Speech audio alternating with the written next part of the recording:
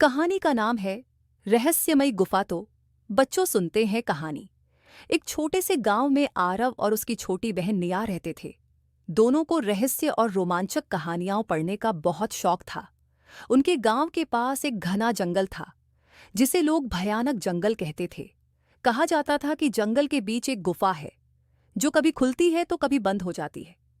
कोई नहीं जानता था कि गुफा में क्या छिपा है, लेकिन गांव वालों का मानना था कि वहां किसी खतरनाक शक्ति का वास है।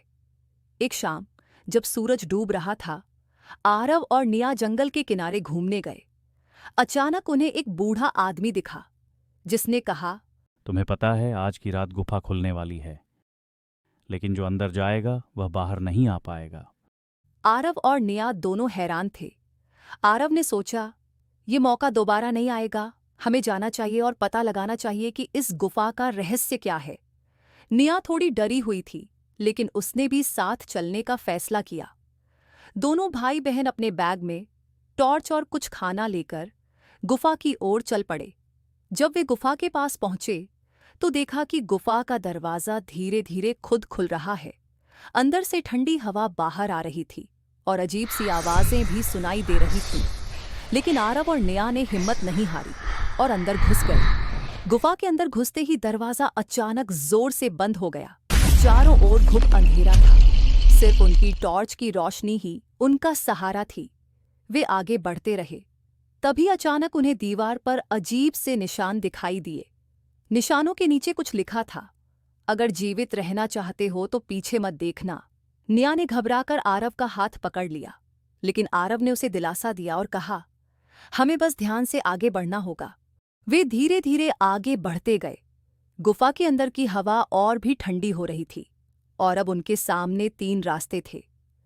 उन रास्तों के पास एक और संकेत था, सिर्फ एक रास्ता बाहर की ओर जाएगा, बाकी रास्तों में अंधकार का अंत नहीं। आरव ने नक्शे और संकेतों का ध्यान से निरीक्षण किया। उसने दाईं ओर का रास्ता चुना और दोनों उस रास्ते पर चलने लगे। अचानक रास्ते के चारों ओर से आवाजें आने लगीं, मानो कोई उनका पीछा कर रहा हो। निया ने डर के मारे पीछे मुड़कर देखा और चीख पड़ी। दीवारों से अजीब सी परछाइयां उनकी ओर बढ़ रही थीं। आरव ने जल्दी से कहा, पीछे मत देखो, बस आगे बढ़ो। और दोनों तेजी से भागने लगे। परछाइयां और तेजी से उनका पीछा कर रही थीं। गुफा के अंदर की हवा और भारी होती जा रही थी। थोड़ी दूर पर उन्हें एक दरवाज़ा दिखाई दिया, लेकिन दरवाज़ा बहुत भारी था। वे दोनों मिलकर दरवाजे को धकेलने लगे। अचानक परछाइयां उनके बहुत करीब आ गईं और अजीब सी फुसफुसाहट सुनाई देने लगी। दरवाज़ा खुलने ही वाला था कि अचानक गुफा का पूरा वातावरण हिलने लगा।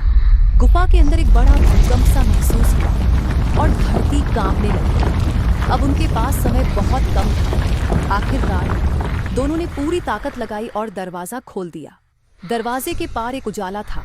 दोनों भाई बहन तेजी से उस उजाले की ओर भागे और गुफा से बाहर निकल गए। जैसे ही वे बाहर आए, दरवाज़ा फिर से जोर से बंद हो गया और गुफा के अंदर की सारी अजीब आवाजें भी अचानक खामोश हो गईं। दोनों ने राहत की सांस ली, लेकिन वे अब भी सोच रहे थे कि आखिर गुफा के अंदर क्या था और उन परछाइयों का राज क्या था।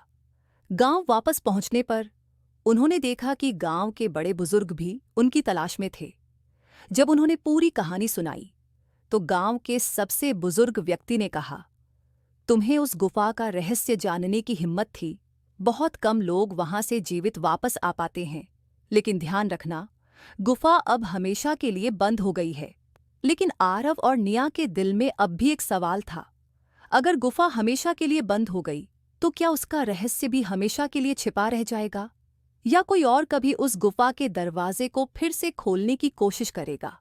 इस कहानी की सीख, कुछ रहस्य इतने गहरे होते हैं कि उन्हें जानने की कोशिश में हमारी हिम्मत की परीक्षा होती है।